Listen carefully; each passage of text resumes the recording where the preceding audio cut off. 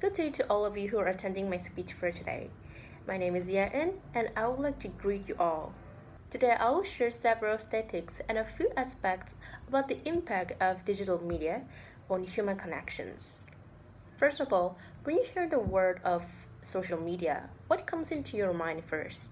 I'm pretty sure you would consider those things that mostly help you under the phone screen. Just like Instagram, Facebook, Snapchat, Twitter, TikTok, and way more. This obsessive application rings your phone for tons of times, right? And yes, it is an undeniable truth that almost 90% of teens do carry this social media, which blare like 1,000 sirens as what recent surveys verified. I myself have also downloaded Instagram at age of 13, during this immature age you would say. Back then, as I recall, I guess the major motivation that led me into download was because of my friends. Because how could you not want to enjoy this enthusiastic entertainment and keep in touch with your friends? Thus, we can't help ourselves from the obsessive dancing moves and amusing videos, right? We can't deny how influential and effective social media has driven us into the world. The world without limitations, media allowed us to socialize and interact with pals, families, or anyone globally. It gives and extends a wider horizon, expanding friends behind the border. Not only a communicational way, but also an academic aim.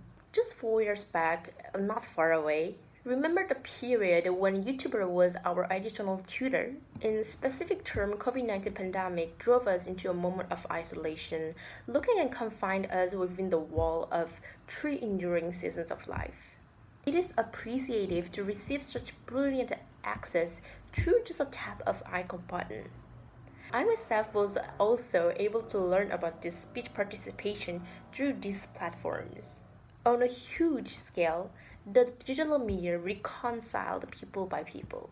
However, on the other hand, the connectivity could scatter into a negative influence. It further explains the relation of those like views, comments, and likes.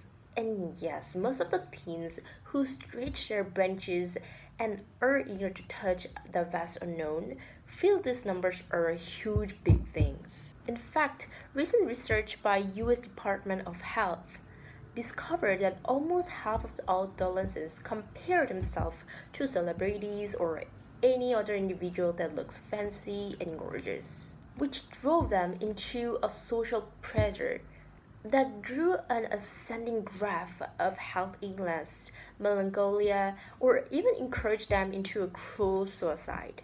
This seems terrifying, isn't it? While I was going over this study, I was also frightened.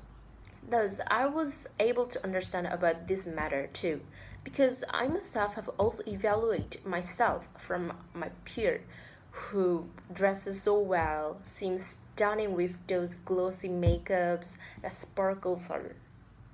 Since then, everything about me appears to be different. The clothes my mom gave me seems tedious compared to her dazzling skirts. My honorable black eyes from my dad seems like plain compared to her attractive brown eyes. I find myself envious of her perfection. I was thoughtless.